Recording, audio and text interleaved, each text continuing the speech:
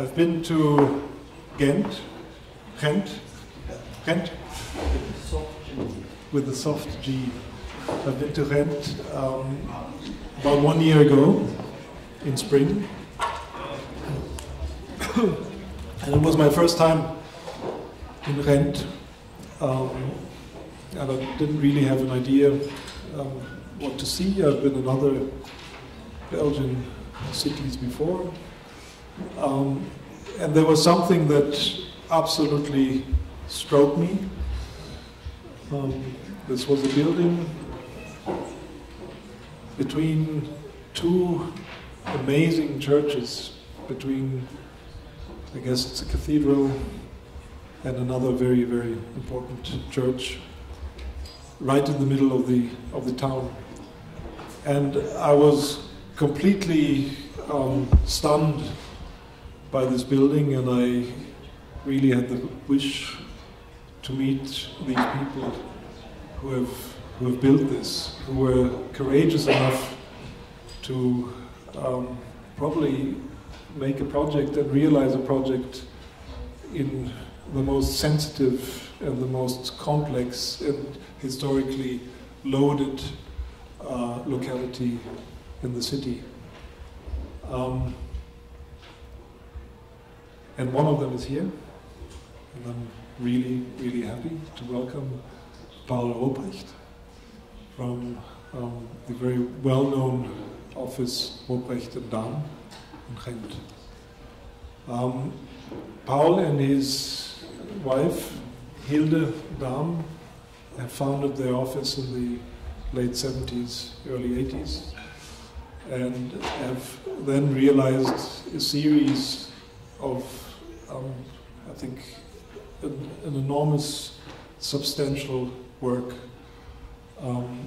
Very strong, very playful on materials, on colors, on interpretation of the site, of understanding site, and then I think answering to the conditions in a very particular way. Maybe it's a very particular Belgian way of seeing things, a Belgian way of building, and I don't think that it's too much saying that your office and your work is maybe the DNA of today's contemporary building production in Belgium, of offices you all know, and who became, especially in Switzerland, I think, very famous in the last years. I would also like to mention a beautiful book that Paul had sent to us just a month ago, more or less.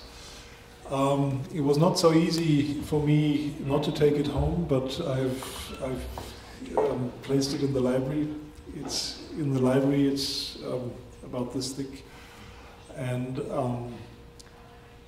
contains a life's work. And I would really like to congratulate to that work and also to that amazing book. And I think it is a very important work for you to look at. I will finish here. I welcome very warmly Paul Robbrecht, and very much looking forward to what you're going to show us. Thank you for coming. Good evening. Tut mir leid, dass ich nicht in Deutsch kann reden zu Ihnen. It's just not good enough, my German. So I do it in English. I'm so happy to be here in this university in a place like Luzern. I tried to tell something about, you know, our life actually as architects, which is already going on since 40 years. It's unbelievable, but it's like that. It's like it started in the late 70s, early 80s, and it's still going on. And it's a kind of family business with Hilde Daem, who is the one on my side from the very beginning. But we have also a son, Johannes Robbrecht. He is not a little boy anymore. He's 42, and he's my boss on paper. He says, "Papa, today you have to do this or that," and he's very demanding, like we all are. So I tried to start with our context. Gent is a beautiful medieval city.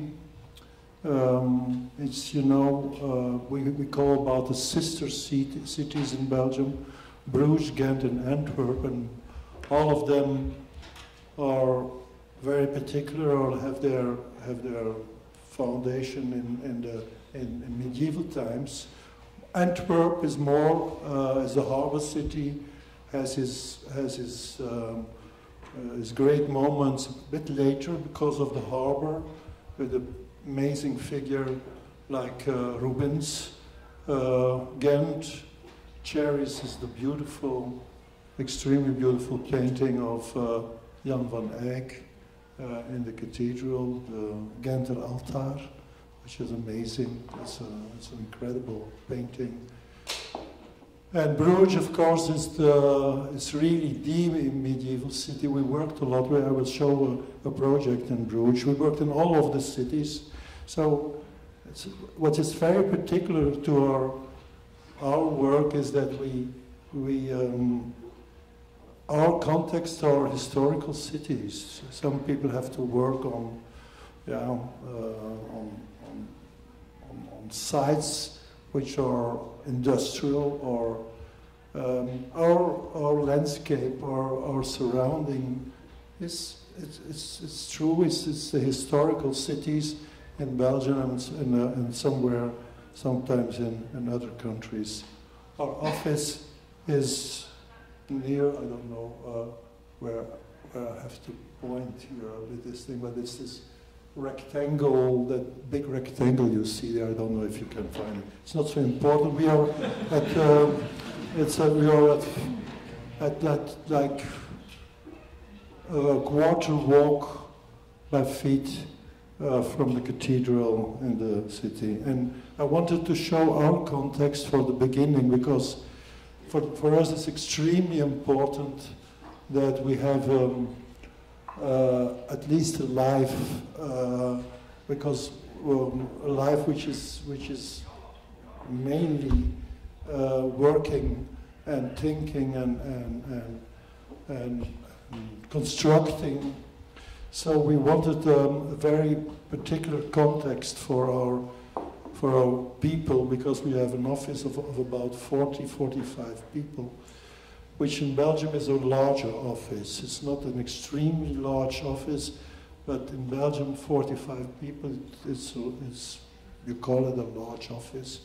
And during the years, the scale of the project was growing, and I don't show it. It's a shame, but the biggest project we are working on is the broadcasting building for the broadcasting company for television and radio in Brussels, which it was the biggest competition over the last 10 years in Belgium, and we won it. So we have a lot of work. More than 10 people are working on that project. But this is our place. It's an old stock for wood hall, and it's a 60s construction. And immediately I felt, when we were looking for a long time to find a place for our office, and I immediately felt in love with this building. It was only concrete, with the trees we planted, the haze we planted, and we decided to stay only in the side of this, the side aisle of this building, and keep this hall open as a garden, as a place where we sometimes build huge models in the middle of the place, and where we have a real garden and a pool a real square where we make models, but we have also now and then a party, and we use our own old chandeliers to make a big chandelier from the old office, and that's where we are. On the ground floor, big steel beams, they were there, but we divided it with the wooden panels. And downstairs we have meeting rooms where we work together in workshop sessions. And there's a long corridor with some art pieces, and all the art pieces. And I will talk a lot about, you know, our relation to art. It's of course of my personal passion for art, and from my youth, from my childhood. When I was a child, I liked to draw myself, and my parents really stimulated me in that direction.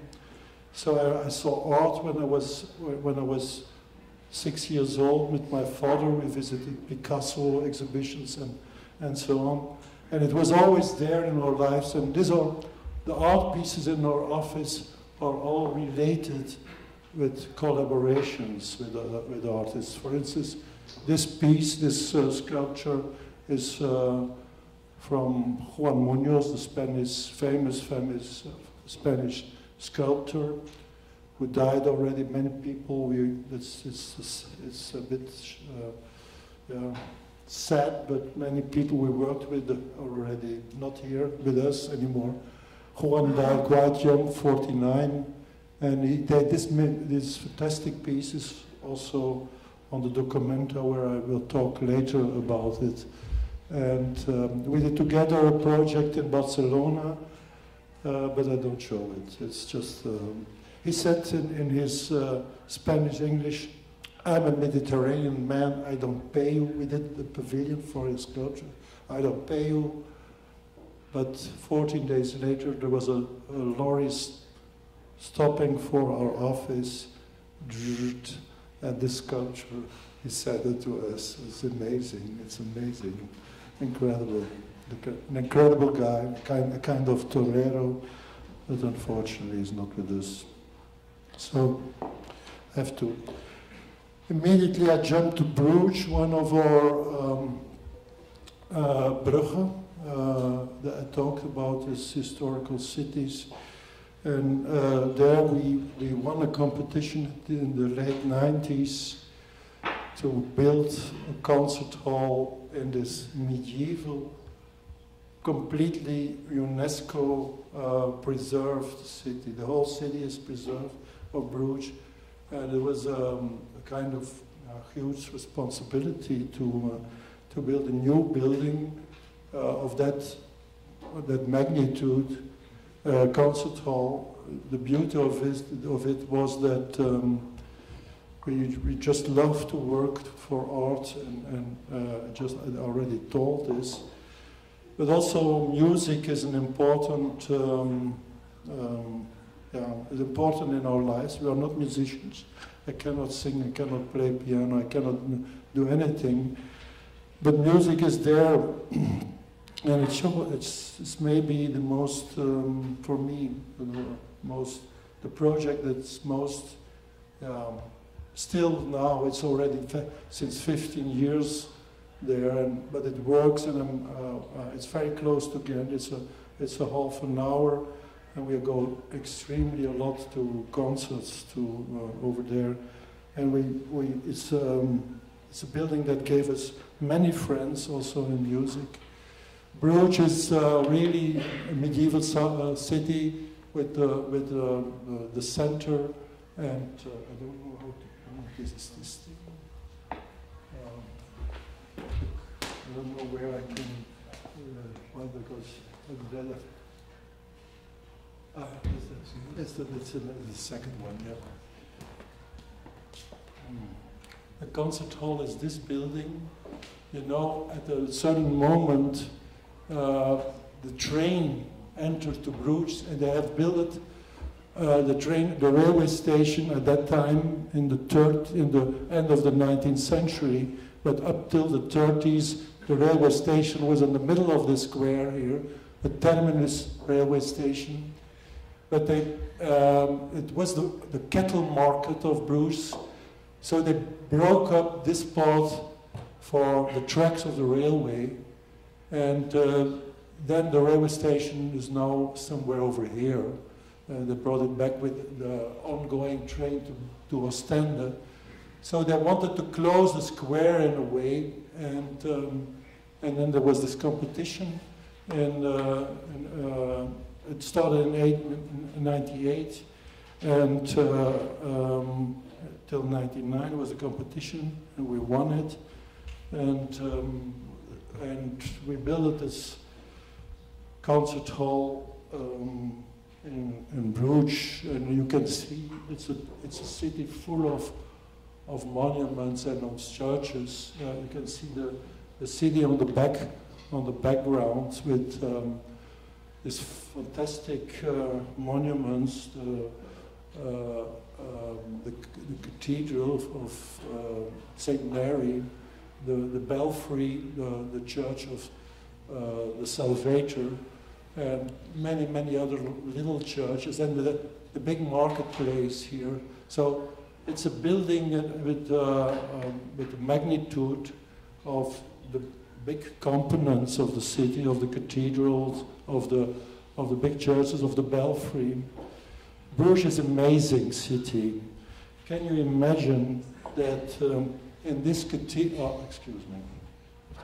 That in this cathedral there's a sculpture of Michelangelo. Can you believe that the level of culture at the end of the 15th century was that high? There was a whole Italian community living in Bruges. The first seat of the Medicis was in Bruges, and there were Italian inhabitants of Bruges who already knew the young Michelangelo because he was young at that time, and they bought a piece, the Bruges Madonna, of this young artist, which became, of course, one of the big steps in humanity, Michelangelo. And they sent it in a painting to Florence, so they made a kind of exchange. The painting is still there in the Uffizi of Flemish primitive painters who all lived in Bruges. So we made this building, this kind of monolithical building. And what we did is, this is the concert hall, of course. It is a concert hall with a fly tower, but we proposed this, which was not asked in the brief. We said you need also a chamber music room, because you have to start with a small scale to go up to the big scale, and they believed us. So finally we could realize this building. We wanted also we cladded the whole building, which is a heavy building. A concert hall has to be one of the things you have to do is get rid of all the noise, and there's a lot of noise there also because there are a lot of airplanes crossing over Bruges, going to the States and to UK and so on. It's quite a problem, and so we had to make a silent building. So that's the best way is to build thick concrete walls, and it's kind of monolithical building. But yeah, this is where we made a little square in front of the building and the big hall, and then this is the chamber music room that is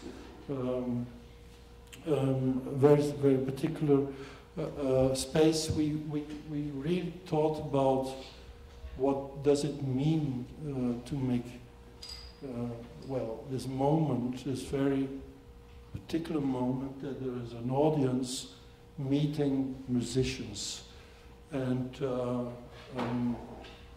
So but that was our biggest reflection. What does that mean? That it's a very different situation as making, for instance, a museum. In a museum, you're actually lonely. You're walking, maybe you talk with somebody, with a friend or somebody with you, but it's a lonely experience. And the beautiful, it's interesting because you have this freedom in a museum of contemporary art, for instance. But it's a totally other experience to assist at a musical performance, because you're a community for a moment, for the during of the concert. You're like a community listening, and it's extremely important also for musicians to have that feeling of the community. So I go a little bit fast. It's a very intimate hall, with the orchestra. It's not like the surrounding situation, like the Berliner Philharmoniker or the Elf Philharmonie we were just talking about it. It's because they also want to do opera in the same place.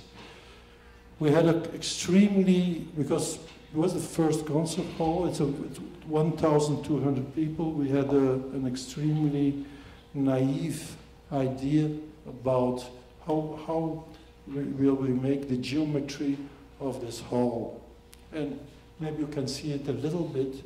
We did 2 walls like this, like hands on a mouth, which are bending 6 meters from straight to bending like that, because we needed the rectangular for the opera, but we did like this, the hall, and we worked with acoustical engineers, actually the same people of the beautiful acoustics here in the concert hall here in Luzern, and it's also a very successful hall, but it's not a typical, because people are very close, and the reason for that is that they had to be so close to the performers, because it has to be an opera as well, and an opera, you cannot make this long shoebox. In an opera you have to recognize smiles or weeping on faces and things like that. So the longest distance of the people up there and the scene is only 30 meters. And yeah, I go a little bit fast. It's a complete concrete building, and the nice thing is that very slowly, still up till now, art pieces, and we are still involved with that, art pieces are coming in this building. For instance, this work over there, which is photographical work of Dirk Brakman, one of the most well-known artists in Belgium. He was representing Flanders at the last Biennale in Venice. And we talked with him how we could do an interesting piece of photography in a space. And the idea was really that he would do the photo not as a photo in a frame and hang in it, but the photographic immersion on the concrete, make it completely dark and light this immersion, and that the photo is really connected with the material, with the concrete, with the structure of the building. You're here in the foyer spaces, and you have these 3 lateral walls which actually are keeping the balconies in balance inside. You see a little bit use of color, which is a theme in our work. It's also, this is the chamber music room, and a completely different room. Color is something we use as a poor material, as a poor possibility in buildings, but it has to mean something. In the case of the concert hall, we used the red of the ceramics from the outside cladding.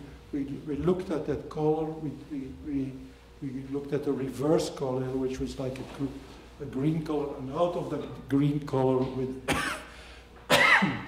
we took 7 colors, which are and with that, so there's some relation from the with the outside cladding of the red and the inside of the color schemes.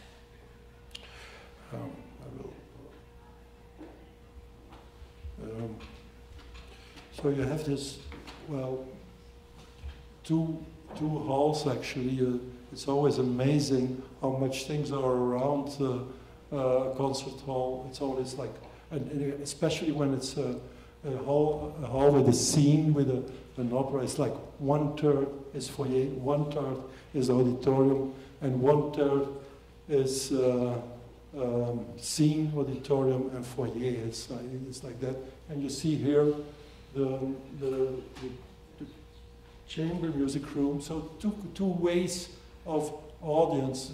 Normally the orchestra is here. When it's a concert, there is built this big structure with towers. When it's an opera, it's of course the whole open area. Here lorries bring in decorations. They come here to the scene, and this is the chamber music room that we moved forwards to the square, in the lantern, what we call the lantern tower. This tower, and it has also a terrace, a viewing terrace overlooking Bruges. It was a quite serious construction, but we had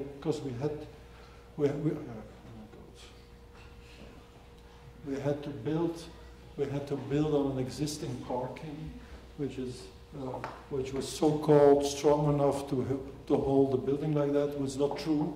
So we had to brick new columns through this parking and make a separation of this building, because the parking and the vibrations of the parking should not go into the hall. You have to do so much technology for making a silent room. You have to put so much money in the project for make silence, not only for make a positive acoustic, but silence. Isolate completely this building from the existing parking, isolating the building from a tunnel which was already there before, and it had to be really what it means to make silence. You need a lot of heavy structures really surrounding this complete house. Also the roof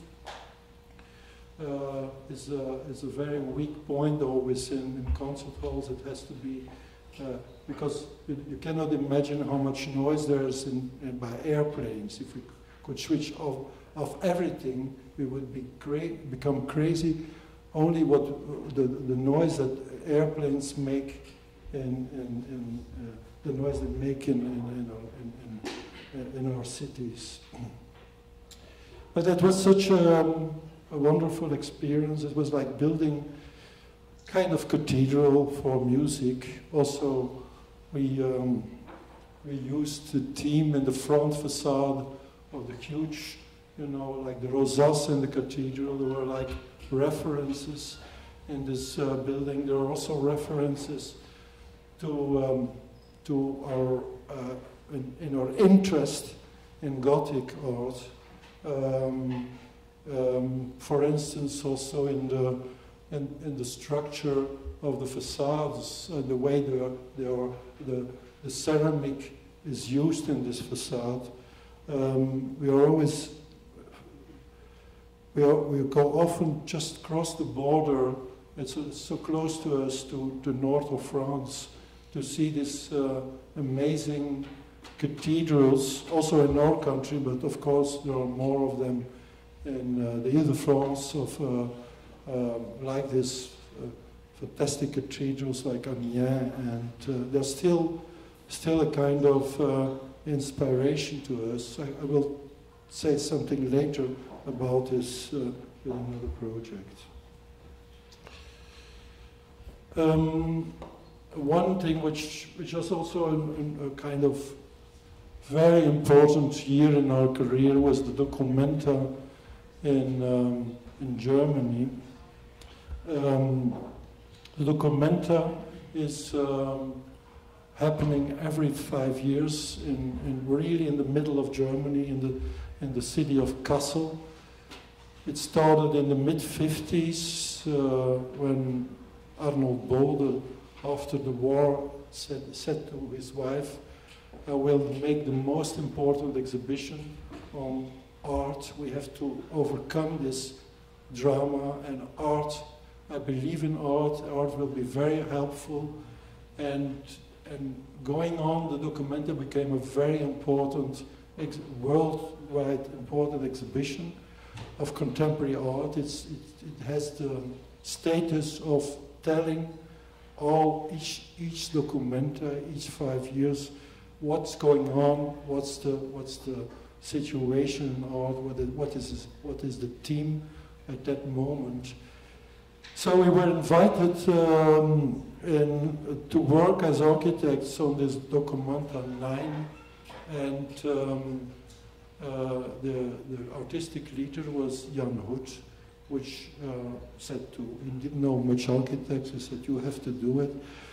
And we did very different things, but one thing was building temporary buildings in a huge park, which is the Ouwe, the park of the Ouwe. And the Ouwe is a park of 4 kilometers long, an enormously huge park, which was originally a typical late Baroque Rococo park with, 3 perspective lines coming out from the orangerie.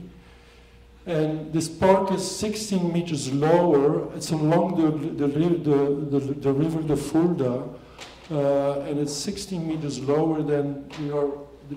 This photo is taken actually from the city, looking downwards to the Ouwe. So we had a discussion. What will we do in the Ouwe? At that time, it was always used, of course, to put sculptures in a park. But the idea of bringing what it means, painting, but in the most widest sense, in a park was inspired by the idea that maybe the origin of painting is the landscape. It's the looking outside to the window, and that idea of the window looking to the world is maybe one of the sources from what means painting. And so that was the idea. How could we bring painting in a park?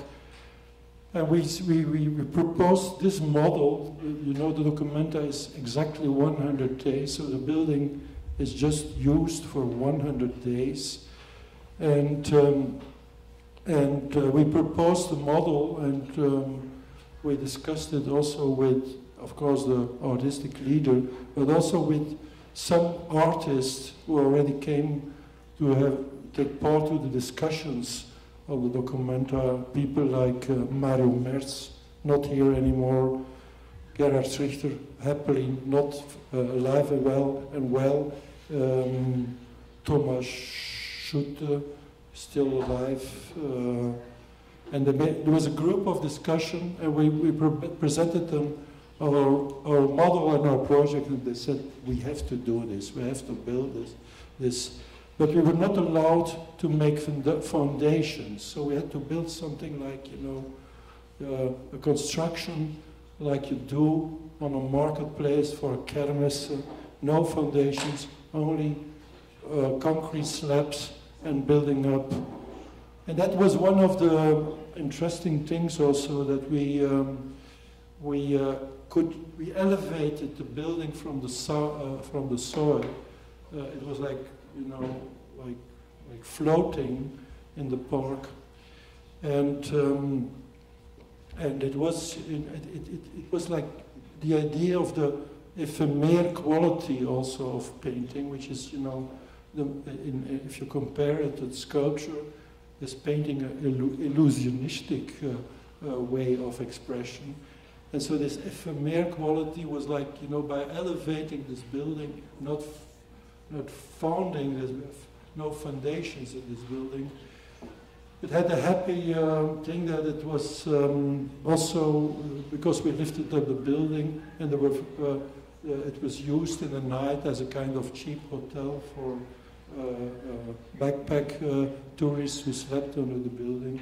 But it was a sequence of 5 containers, and you walked in and you walked out, and it was open to the park side. It was not closed, it was very open with huge windows on this side, looking to the east, and we were preparing the documenta on an historical enormous moment in Germany, the moment of the Wende, of the new unification of Germany. Actually, the building was really built by people coming from the east, and it was a very specific experience to work with this steel workers. But also the metaphor was not conscious, but the metaphor of trains, of like trains in a situation in a station, like this transport metaphor. But the trains were standing still; they did not run away. But the trains, the idea of trains, also on that historical moment, so many people traveled from the east to the west by taking the trains, but also the metaphor for art, the transport metaphor for art, that art doesn't have anymore that final place. This art is moving all the time, all over the world. It's really, it's very hard to find a situation where art really gets his place. And that's the situation, how it is. And since 92, the situation is still going on. It's sometimes in a commercial situation. Art is like, something you can buy. You could, and that's one of the difficult and even dramatic situations in art. And we collaborated so much with artists, but it becomes more and more difficult to do that, because there's not anymore this generosity that was possible in the 80s, in the 70s, in the 80s, in the 90s. Now it's the market, it's money, and the German, Swiss artist that you probably all know, Adrian Schiers, the very shiny plates he did at the Documenta. Painting means a lot of things, of course, and it was this, this dimension, this dynamic, this really true, the idea of the paintings nearly like plakaten shown to the landscape. the importance of the landscape and the presence of the landscape with this kind of painting is against. But for instance, the room of Gerhard Richter, whom it happened that I learned to know him, and we became really, really great friends. He's like, still, he's 86 and I'm 67, but I met him very recently, and I look at him as a kind of father to me, and still somebody who has given me very wise words, and it's so special. He was always there since '86. Here he did this. We proposed him this room surrounded by walls which were cladded with veneer. He said, "I've never done this. I'm afraid of it." But I was looking at his paintings in that period, at that time, at that moment, and he always asked us, "What in his abstract paintings? What do you see in it? What comes up to you?" And I told him I'm thinking about vegetation. There were always these stripes at that moment in his work, and I was thinking about growing vegetations. And what he did finally also this very little painting here, his first flower piece. He was so proud of it. He showed me I've made these flowers. But then talking about this idea of vegetation, the idea came up, of something in the walls, the idea of vegetation in the walls, of this, of the structure of wood, of veneer, and to cross it, the vertical stripes in the paintings and the horizontal veins in the wood, and that relation of these two things. And he said, I like your proposal, but I am afraid of it.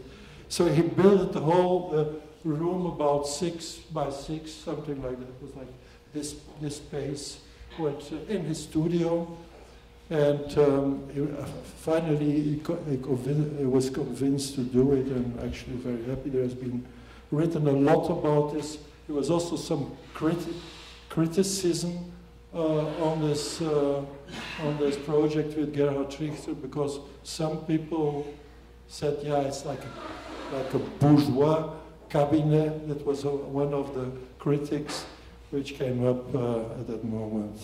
So you see the floating.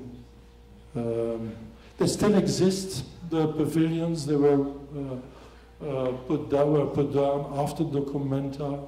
Many people wanted this building.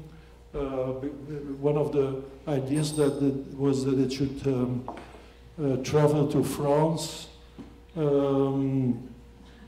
because there was a flood in the Provence, and there was an academy that needed urgently buildings, and because of a phone call, if they could have the buildings, I told you but that didn't happen. They traveled to Holland. They're still there. They are still used for showing art in the north of Holland, in this new lands, also very near to water, and they are making quite good exhibitions over there.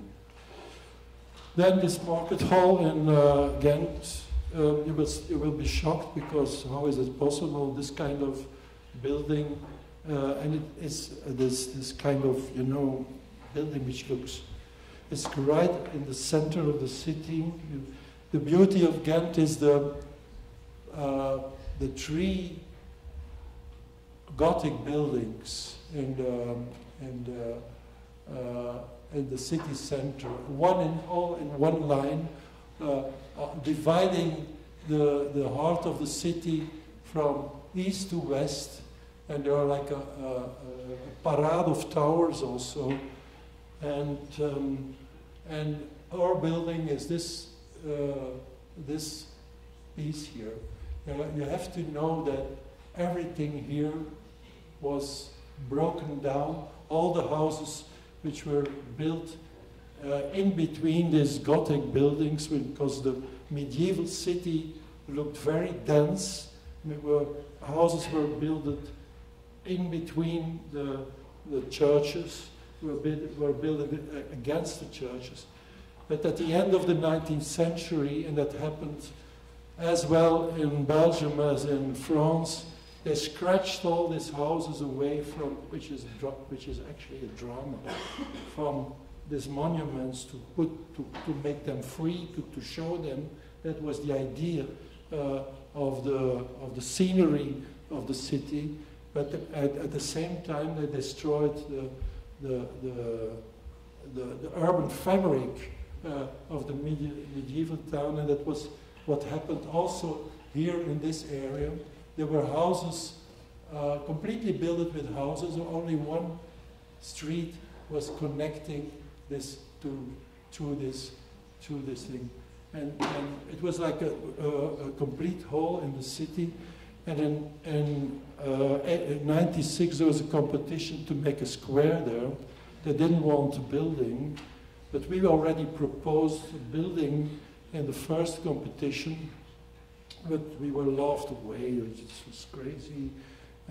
Somebody else won the competition, but then there was a public protest against that project with the parking so close under the square, so close in the center of the city. So it was finished.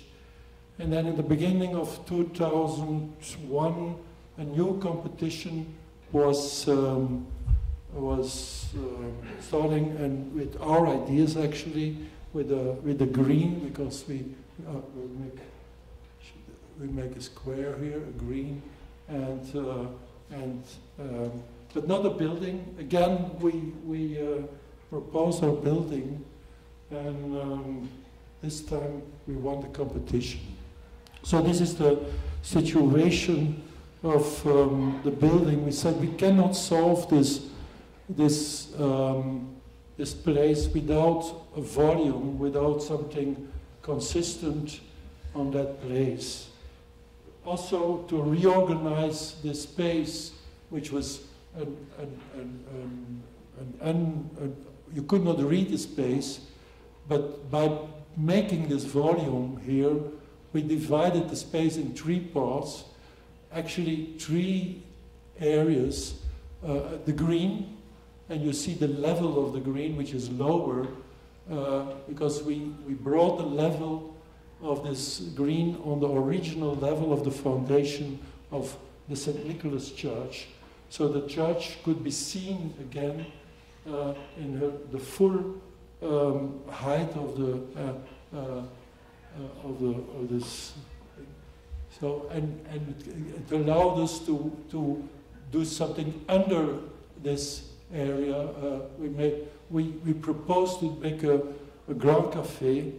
We did not design the cafe. We were not allowed to design the cafe because we were too much involved, because it's a private initiative. We just created a space, and they had to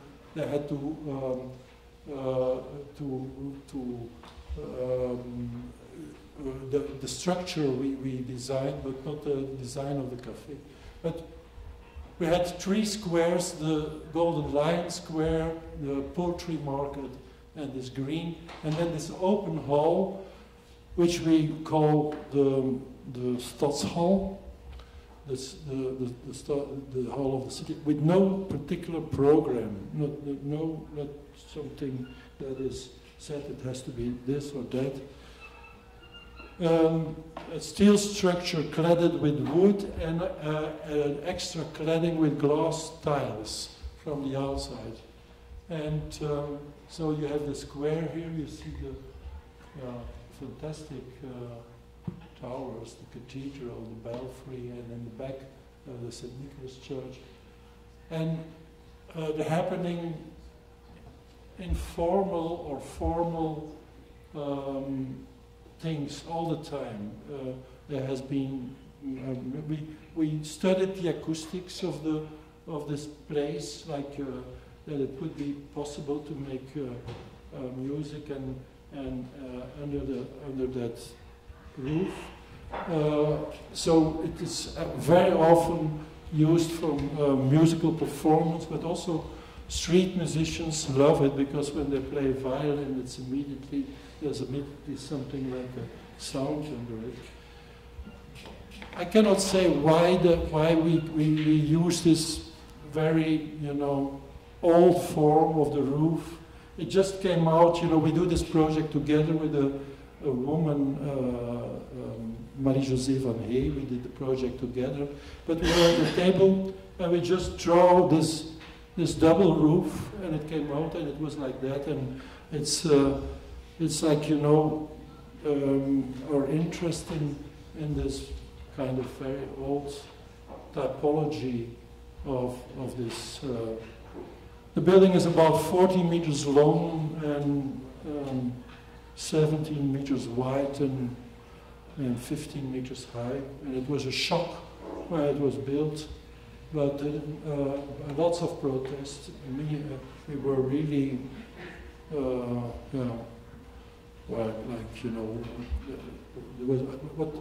what was written on the fences around the construction site was very hard for the architects. But when it was finished, people said, okay. There are still some people very, very much against this building, but there are a lot of them who love now the building, and it's really a place, of citizenship. I would say it's like an interior which is really related to the exterior. It's also on an old path connecting through the city, the old path of the merchants in the medieval periods, and there's even a chimney with a chimney for an open fire that can be made. You can open the door and make an open fire, but since a few months it's not allowed anymore. We don't know how it is here in Switzerland, but we are not allowed to use our open fires anymore because of the dust. Well, now and then they will make a fire, I think, with Christmas and things. Some sections. Another square. We did quite some squares, or it's not our only we do everything if you ask us. But squares we like to do. This is the square in Antwerp, in front of the Museum of Fine Arts, which is a place north of the city center, and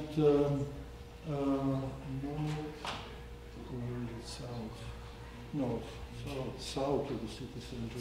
North is another project, but we have the big building of the Musée des Beaux-Arts, the Museum of Fine Arts, there where all the Rubens are, and it was the square in front with a lot of traffic, with a tram, with a lot of cars passing by, but with this very particular 19th century with diagonals and orthogonal grid and 19th century grid with perspectives to that place.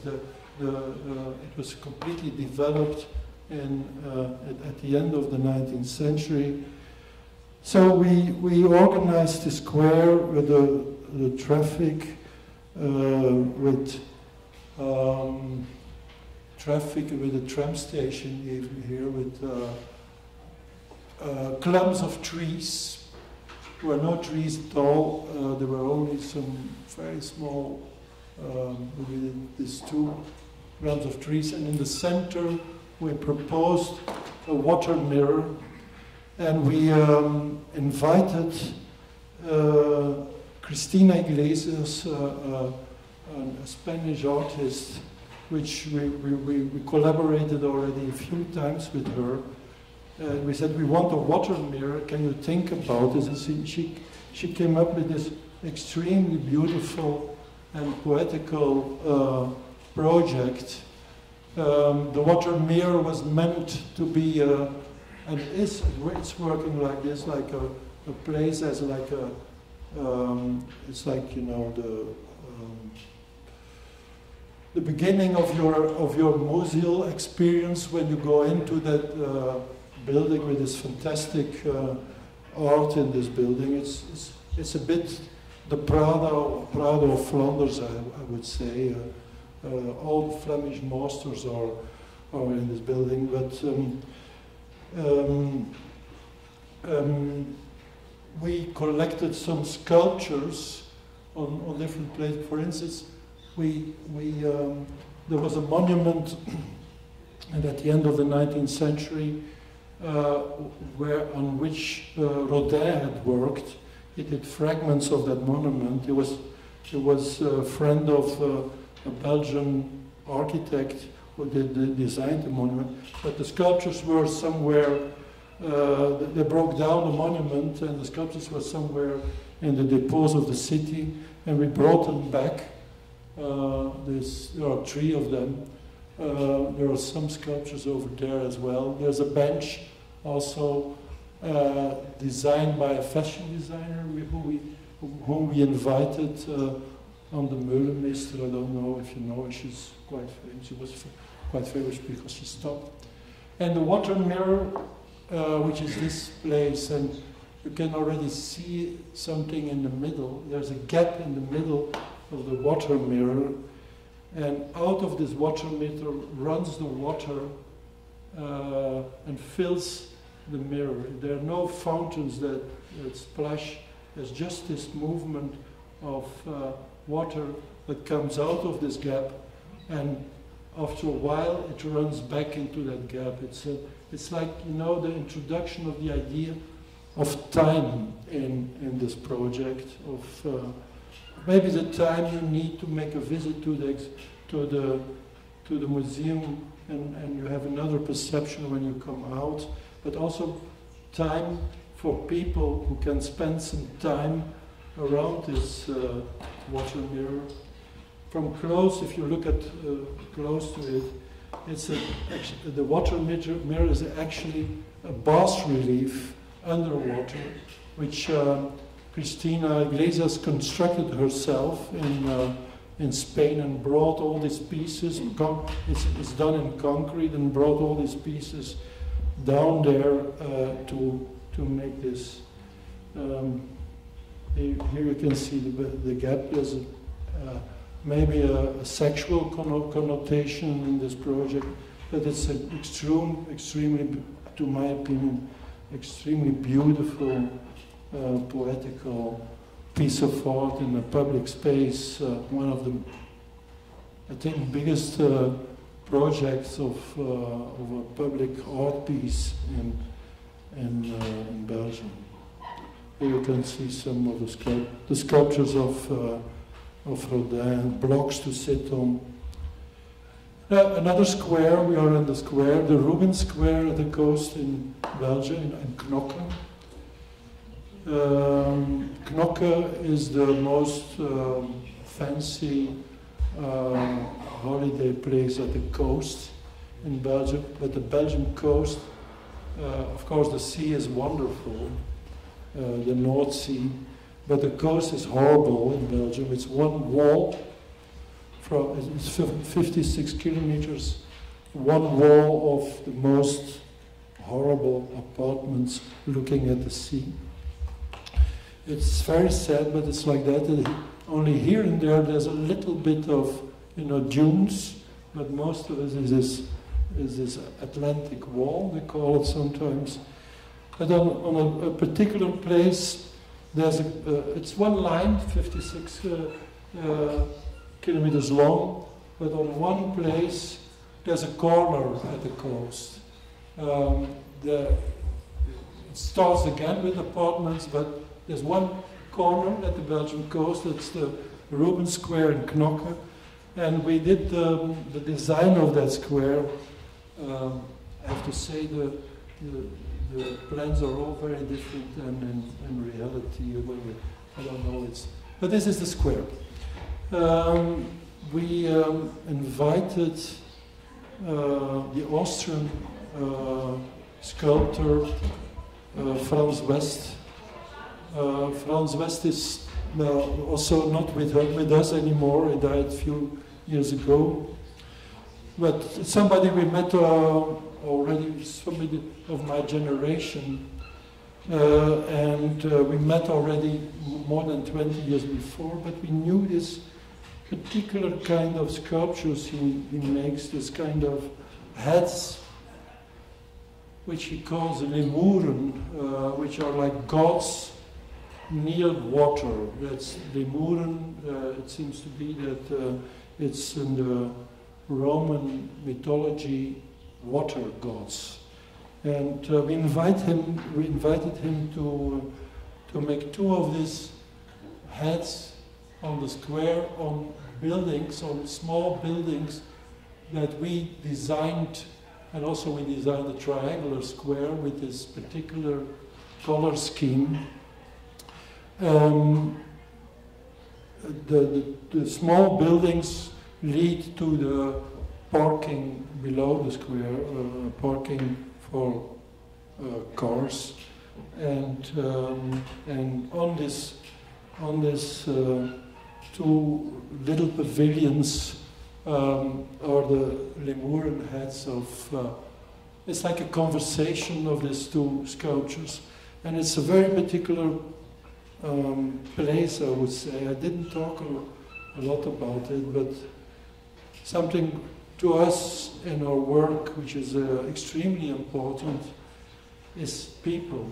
We really, it's normal that you think about people when you're making places and buildings and so on. But the observation of how people are in particular places and spaces are important to us. And particularly in this place, it's a very specific meeting of children who play with little cars and or roller skating or skating, and you know, the little cars you can rent at the coast, and elder people. There are these two groups of people, and we thought maybe this situation is like, you know, a playground, like a triangular playground with long benches where the elder, that at one time they are there to rest while you're walking along the sea, but also to look at this game of children. It's like, you know, it's like a particular game you would say, with, you know, controlled by these two volumes and what's happening here. I have a movie of it. So, yeah, you see, this okay. The heads are like, you know, yeah, they are like the wonderful thing of the work of Franz West is this kind of amorph quality of his sculptures, and they are in between, of course, like caricature, but also they are like they have a kind of abstraction as well. They are like the smoke that comes out of the bottle, and maybe this art pieces of Franz West, you could think of you know, fairy tales or something that stimulates you know, imagination also for children or elder people. But they are there. They are very, very, very, very present. And we used a kind of color scheme for the cladding of the soil which was based on the color of the North Sea, which is a grayish sea, a very particular kind of color. It's natural like that, but it's grayish, bluish, whitish color pixels. We are thinking at the moment on Seurat, really on Seurat, the famous painter of pointillism. And when we were looking to people sitting, there's this famous painting of Seurat of people sitting along a river. Bagnères Asnières is somewhere in the States, but looking at water and sitting. Maybe there was in the back of our heads a kind of memory of that painting of Seurat, also using the pixels. This is again a work of has much to do. What do I do? You have to say if I have to stop. I'm already 1 hour and a quarter. 1 hour now? Okay. I will speak now. Just this building, this very small building, which we call Het Huis, the house for sculpture. It's in a sculpture museum in Antwerp. Sculptures, fantastic museum, Middelheim, open air museum. But they needed a pavilion to protect very fragile sculptures. And that brought us back to this. The beautiful thing is that we could build this our pavilions in Kassel for painting, that we had to build something here for sculpture. I think the origin of sculpture is the human body, actually. That's very different than painting, which is the landscape. Of course, there are portraits and whatever, the body, the human body. And we could invite the first artist, Thomas Schutte, and we wanted these heads of him, and I'll show you. Well, I have to say something very quickly about something which is important in our work, are numbers. We are working with very particular numbers. We are not the only architects who do this, but we do it also. It started as a game, as playing with numbers, with 3, 5, and 7, and all the multiplications of 3, 5, and 7. So next is 9, 15, and so on and so on. It's a proportional system that we use in every work, even when we are designing a table. But this building is really completely based on, well, all our buildings, but you can read it very easily in this painting. For instance, I will not analyze it, but this is 3, this is 5, this is 7, this is 3. The whole framework, and even in the vertical sense, is based on that. It's a steel building, steel plates, which are held by beams of steel. And it's, you can see the dots in the facade, which the steel beams are welded from the outside around these dots. They're pricked through the steel plate. You will see it in the inside. There's these beams that also are connected in the roof. And one of the things that amazed us is the idea that the origin of architecture might be weaving. Might be it's of course one of the tectonic statements in the late 19th century of Zemper. I'd never read the book of Zemper, I have to say, it's too dry for me. But I remember this phrase, this idea, which was immediately extremely inspiring to us.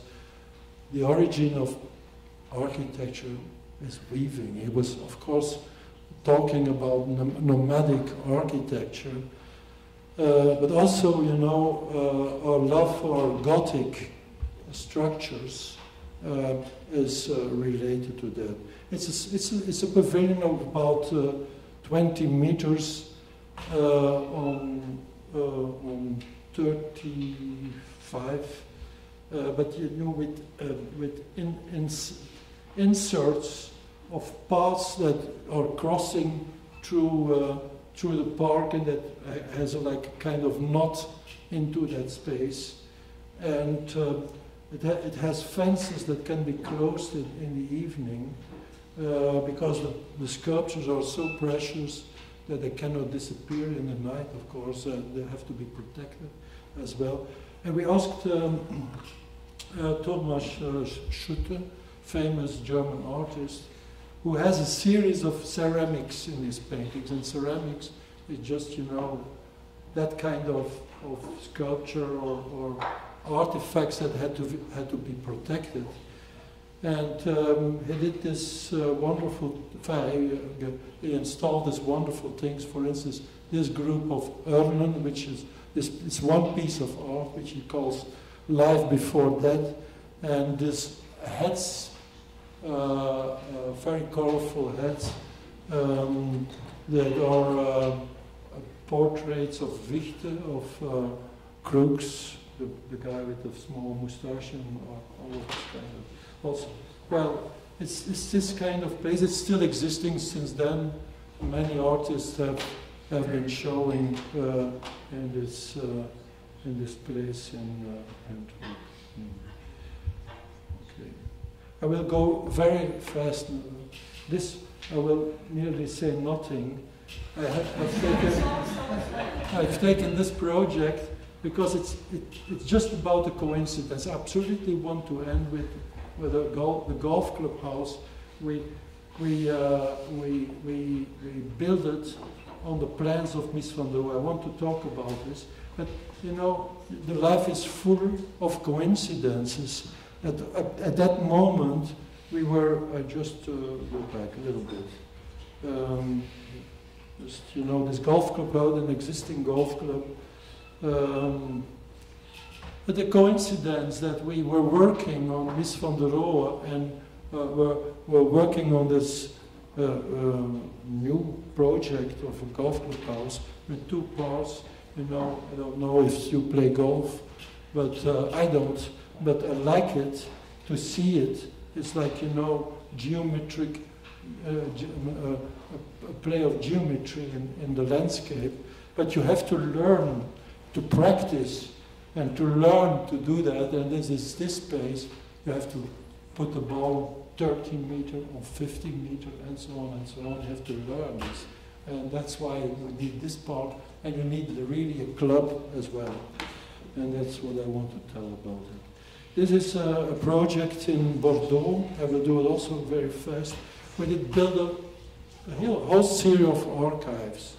It's strange, but you know, in Bordeaux we built the city archives on a very specific place, abandoned place in La Bastide, on an old industrial area near to the old harbor, and you can see the tracks of the trains, of course, in this landscape. It's still a very abandoned place, but it was an existing mid-19th century building, La Halle of Farine, where they were collecting, well, bringing flour with the train, and we needed more. We installed the archives in this building, and we built here meeting places, administration, atelier studios, and a canopy on the corner for putting some cars in the shadow, and very important, the garden in between. And the theme of the garden is paper. It's all kind of trees which are related to the fabrication of paper. You know, we have Bordeaux, and under Bordeaux is the Landes, full of pines, and all these pines were planted planted for the paper industry. And also, of course, you have other plants like papyrus. And the garden as a steam paper. It's here, you can see, it's very lonesome, the building. It should be the start of a complete new, that's the city center and the wonderful front, and it looks to that front, and this is the building. And you can see the beautiful old structure. But only 4 walls were existing. The building was completely burned out, and so we made this construction inside. So we came out of the building with the post bases, and we have placed them in a kind of cascade, and you can see them here inside. These blocks that are like an opposite cascade that comes out of the original roof and creates this space here as a long reading room looking to the garden. And that's mainly the thing what happens here in this building. I always like also the back spaces of buildings, you know, the galleries that are only seen by people who work there in the archives. There are always amazing spaces also in historical buildings.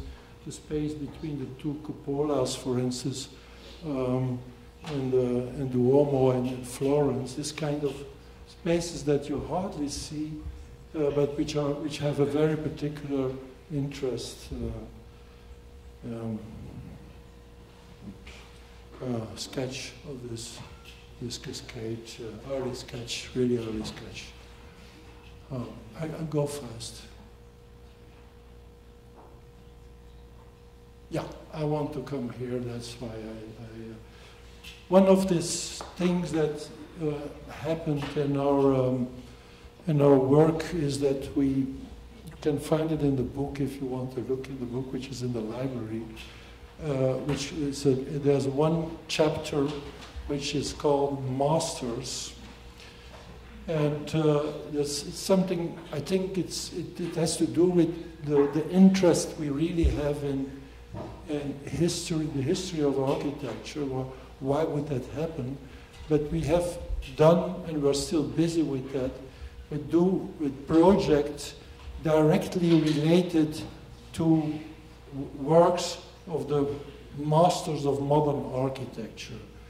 We have, I will talk specifically about this one, a project of Mies van der Rohe that was never realized, and that we made a model for it. But we also, for instance, already since 16 years working in our own city on the university library, which is the masterpiece of Henri van der Velde, an important architect who made the school in Weimar, and out of that school came the Bauhaus. He was a key figure in the early modernism, but his final masterpiece is the library. I don't show it. We did a master plan for a Breuer building in Rotterdam. We are working in the Horta building, so we have this, you know, projects which are directly direct dialogue with this work of these masters of the early 20th century to the 30s. And we have been working on a project of Mies van der Rohe for a golf club house, which was never realized in Krefeld. Mies had a very close relation to this city in Germany, Krefeld. He built 2 fantastic houses in Krefeld, for the House Lange and the House Esters, for industrials in the textile industry. The houses are built exactly on the moment he had built the Barcelona pavilion. So you can see that Mies had a right range, this kind of brick houses at the moment that he built this Barcelona pavilion. But for the same people who had an Anglo-Saxon way of life, because Herman Lange was also married to an English woman, they played golf, and they wanted a golf club house, and Mies has designed this golf club house 1930, but it was never realized because of there was also the economical crisis. Then Mies left Germany 8 years later, actually in 1938, but he was also the last director, or one of the last directors of the Bauhaus in Berlin. Very hard times, of course, in Germany at that moment, with coming up Nazism. So the whole golf club house was never realized, and we started by studying the plans, which are the drawings, which are still kept in the Museum of Modern Art in New York. And this was so wonderful, you know. I think it's a bit the same, you know, feeling you have as a musician when you're reading for the first time a musical score, and you imagine how this music should sound as a musician. It was the same feeling when we had when we studied the sketches of Mies, which were a little bit precise but very imprecise. There was only one section of his project and no facades at all. So he never finished the project, although he was himself very, very proud. It's Mies drawing the House Esters. It's really the House Esters he is drawing. He was really related to these people in Krefeld, near to Aachen, but he learned to know them because of art and an art gallery in Berlin. They became friends. So he was related to Krefeld, and he did this. One of the first sketches of the golf club house, and you immediately already the big cross-like typology of this building. The big thing which is on top is the cars and a long canopy, and cars should park under the canopy and run away. And then one side is the clothing rooms, and this is the hall and the kitchen. And it was already in the first sketches of the golf club project of Mies. He developed this area. We could build the model, because we built the model in 2013 on the exact scale of the project, but we had to make a big interpretation, because there was not everything. Just to compare, that this was the drawing of Mies. This one, it was the most precise drawing, because the other ones were quite rough. But you could see already some of this Miesian, you know, the freestanding walls, which he also used in the Barcelona pavilion. And we measured these plans. There was not any scale on the paper. So, but we looked at other projects of Mies, and when he used tiles, it was mainly 1 meter by 1 meter, and we could develop a kind of plan. We just to compare how important this project would have been. These are the Barcelona pavilion on the same scale as this golf club house. He was extremely proud of that project, because he already has shown sketches of this project in his famous exhibition in the 30s in New York in the Museum of Modern Art. He really had this in his head as for him an important project. So we are friends with the grand-granddaughter of Herman Lange, Christiane Lange, which is an art historian, studying the work of Mies and Krefeld, and we said, we must build this once as a tryout to imagine what kind of spaces Mies had in mind. And we looked for the money, she mainly looked for the money. We found money from Rhineland-Westphalen and also a little bit of money of the Mies Foundation in Chicago. And this is the model we built. It's about 80 meters on 80. It was a big structure for the month, from the month of May up till October. It was It was on this part. It was nearly on the place where Mies had in mind to build it. That was an existing golf court. The golf court disappeared and it became agricultural land, but also a kind of airport for Pleasance airplanes. We could build it, but it had to disappear. It was okay. The only section that existed is this thing. So we had very, very little information about heights in the building. So it was really a work of, but we had this very typical perspectives of Mies, which were very helpful, of course, to imagine.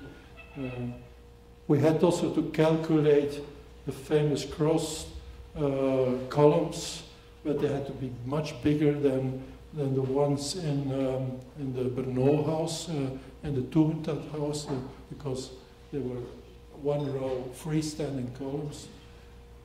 And so this was the building or the model we have built in the mid of agricultural fields, with the large canopy, and we only built it what was absolutely necessary because of reasons we lacked all the information how to do that. This is, for instance, the vestibule without a roof, the house of the housekeeper. But this was the main space, actually, which relevated actually a Mies atmosphere, this kind of metaphysical kind of space of Mies, and where the freestanding walls were, like this one and that one, we didn't whitewash the plywood. All the rest we whitewashed because we didn't have any idea of which material Mies wanted to use. There was no notes about it. But we thought maybe this walls would be in a very precious material, what he did in the Barcelona pavilion of in the Tugendhat house. And this plywood we varnished with a very shiny varnish to give them a very particular presence. Okay. Now, do you have patience for a movie of 13 minutes? If you don't want it, it's okay for me. Well, there's a movie, and it's an art piece. The movie is an art piece on its own. Do we do this? You can, don't worry to walk out if you are bored, but I would like to show it. It's an art piece, I have to say. We have already 10 of those movies on a particular project of this. They are made by Martin van den Abele, who was the photographer of Pina Bausch, and they are actually art pieces in themselves, and I don't like to cut them because it's like cutting an art piece. So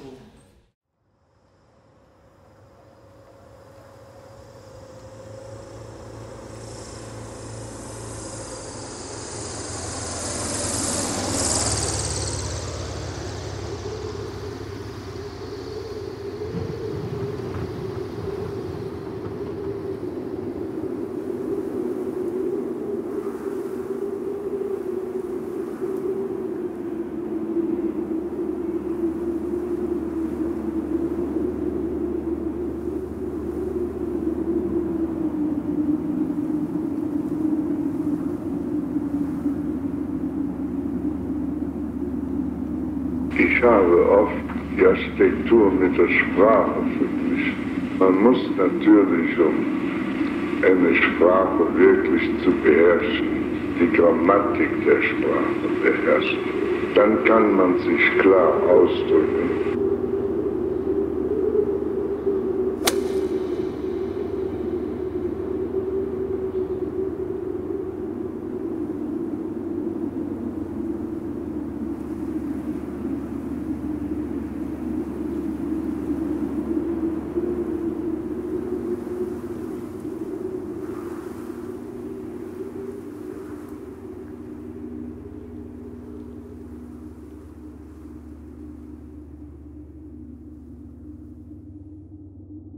Man kann sehr normale Dinge in einer Sprache sagen.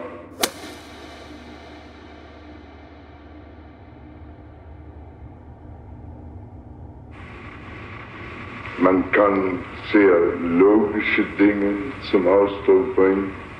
Und wenn man ein Poet ist,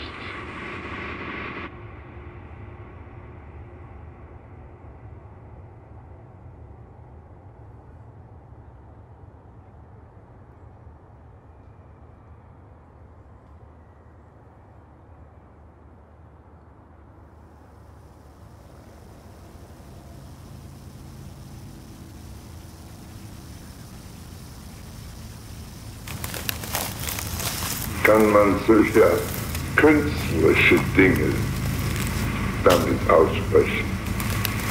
Und ich denke mir, es ist in der Architektur überhaupt gar nicht anders.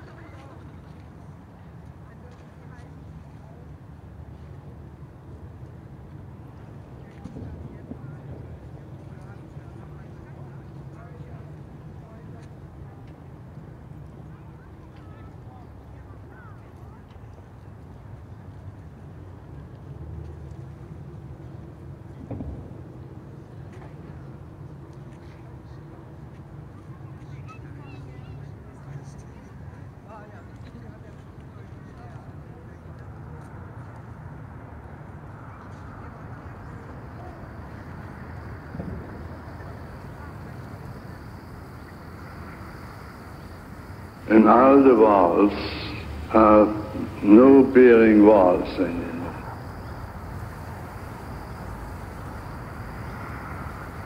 And it gave a new space idea, the floating space.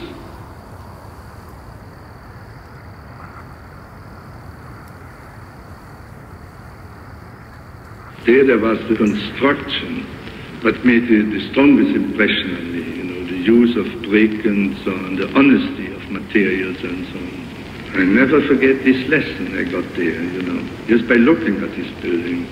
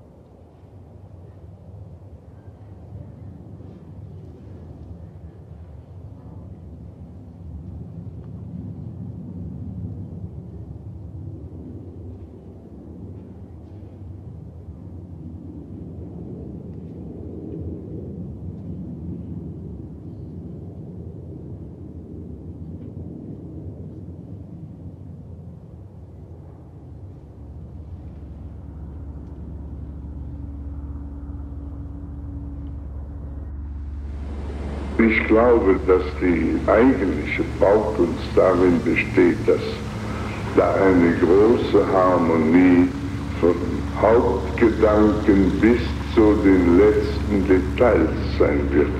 Und die Gotik macht es doch eigentlich ganz klar, deren Details waren nur Mittel zur Verdeutlichung der eigentlichen Grundidee. Die Konstruktion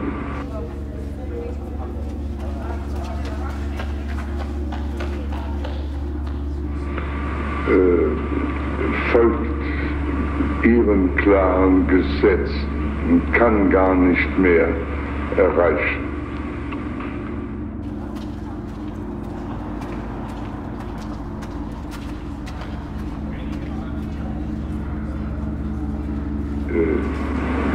Aber wenn die Konstruktion zu einem Ausdruck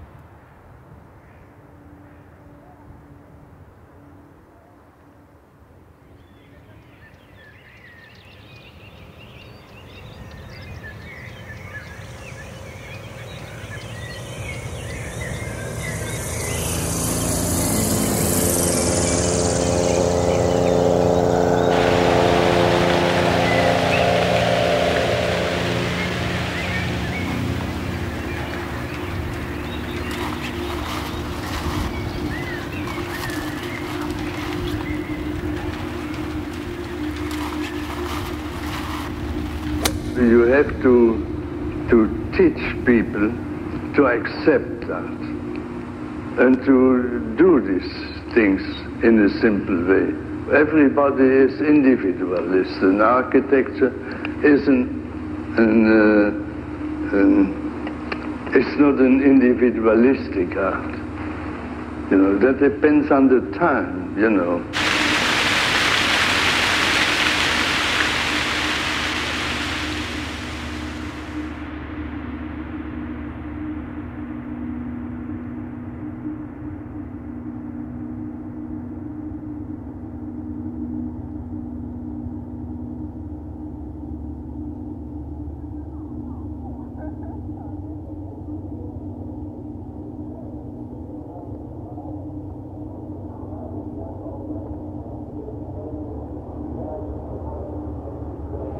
The proportions, these are not always the proportion and the things themselves.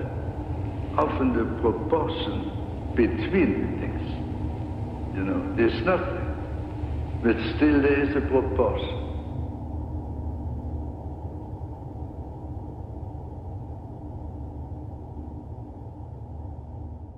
This was Miss speaking to us out of the grave. That's the end of my story. If there are some questions, I want to answer.